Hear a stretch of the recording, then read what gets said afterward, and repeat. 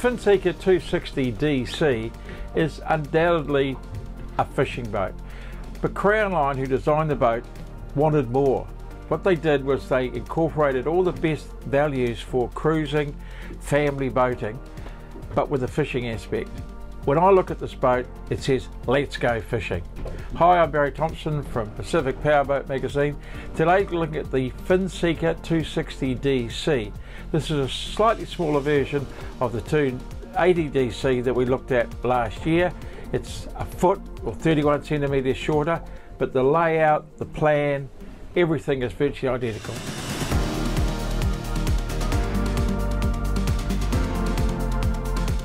The Finseeker 260 DC is supplied ready for action. That's fishing action. You just need to bring along your tackle and bait.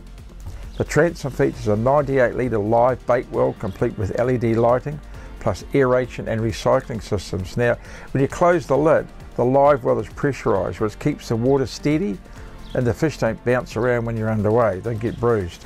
The coaming comes with padded facings, so you have something soft to brace against if you stand up fishing. Once you have your fish aboard, what do you do with them? Well, there are two deep underfloor self-draining fish bins complete with LED lighting in the rear of the cockpit and a big 360 litre bin built under the starboard seating module. This is also a great place for wet gear, drinks, food, anything you like. It's self-draining. Light bars flood light into the cockpit when fishing at night and help when backing up into the marina. The boat also comes with LED lighting around the cockpit and interior and underwater lights as well.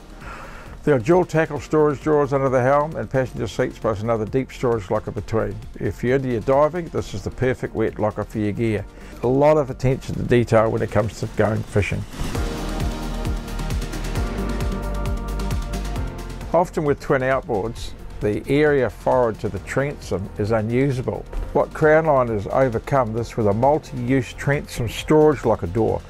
Big name, but it drops down and gives a solid flat walking surface from side to side.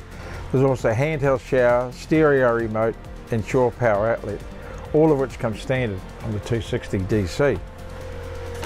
In keeping with the blend of the cruising family boat and the serious fishing boat, the rear of the cockpit incorporates a drop-down bench seat, complete with soft backrest, which folds back out of the way so you get maximum cockpit space when you're fishing.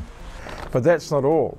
A similar hideaway bench seat to port gives you seating for 8 in the cockpit when you need it, but if you're fishing and you don't need the seating, it's out of the way.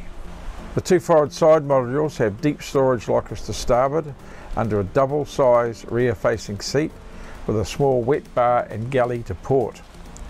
The galley has a pocket fridge, optional 2-burner hob and sink unit. There's also a no galley option if you choose to go for the Megafish package. This adds a second bait station and includes a 121 litre live bait tank, cutting board and additional drawers for the tackle. So if you want it, you can have it set up for fishing or set up more for cruising. Overhead, the 260 DC comes complete with a almost fully enclosed hardtop with a shore shade bimini extension extending to the cockpit's rear. The flat roof features a single hatch and is perfect for stowing paddle boards or a light inflatable tender. A powder coated alloy frame acts as the main support structure for the hardtop, and it's a really serious frame. It's a really solid boat. It's not going to move. The massive forward screens are split by a central door which gives access to the open bow area and provides ventilation into the enclosed wheelhouse area. When the forward doors are closed, you still have a cutout vent above so you can still have airflow without being blasted by the wind. To port, it's a surprisingly large head compartment. It comes complete with a granite vanity, electric head and a raised bowl. There's enough space to stand up and change your clothes after a swim or if you need to change for a party on another boat. There are massive storage areas under the bow section and the open bow rider, plus an infill to turn the area into a big sun pad. A drop-in table completes the space for entertaining. I also like because you could easily soft bait from here, so it opens up that fishing aspect of the boat even more.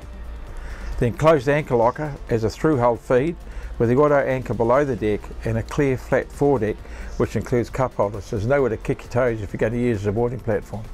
The dual helm style seating with the bolsters makes you can dry from various positions. Really good footrest which folds down so you can get the height when you're standing up if you're short or taller.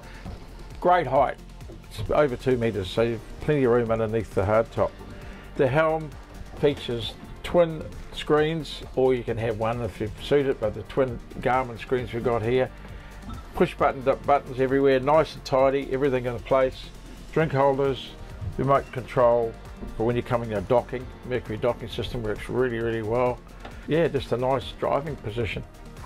Both the 280 DC and the smaller 260 DC share the same hull. It's a stepped hull, 39 degrees at the bow, 22 degrees at the stern, nice downturn chines.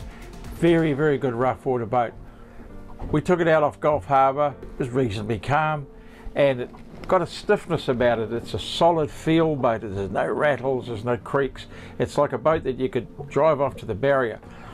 Twin 300 Mercury Verados, we got nearly 50 knots and nice cruise at about 35, 40 knots. Goes really, really well.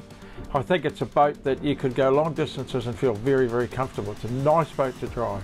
I think Crown Line have done a very good job getting with the 260 DC and the 280 DC and coming up with a boat that's a versatile combination. It's suitable for the fishermen, and to me it's got a bent more towards fishing, as we talked about with all the aspects on board, but it's also a family day boat, a cruiser, tow water toys, take the kids out on the lake, on the ocean. They've done a really good job in putting the two together. I think it's going to be a real winner.